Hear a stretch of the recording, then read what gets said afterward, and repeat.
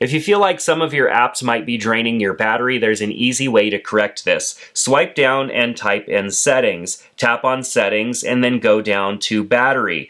What the phone is going to do is show you the apps that are utilizing a lot of battery. And so we can see here YouTube, Spotify, Instagram, they've been using a lot of battery life. So if I want to disable background refresh, because a lot of times what is happening here is in the background the apps are running and they're doing things and they're utilizing a lot of your battery life. I can go into General now and then tap on Background App Refresh, and I could turn off all of the apps that I don't want to be running in the background. But what this means is that when you close the app, it is going to completely close the app. And so if you had something you were in the middle of, it's going to maybe reset that app. So you want to make sure that if you're using an app like a creative app or a Word app, document app or something like that, that you make sure to save what you're working on if you're going to have this feature turned off.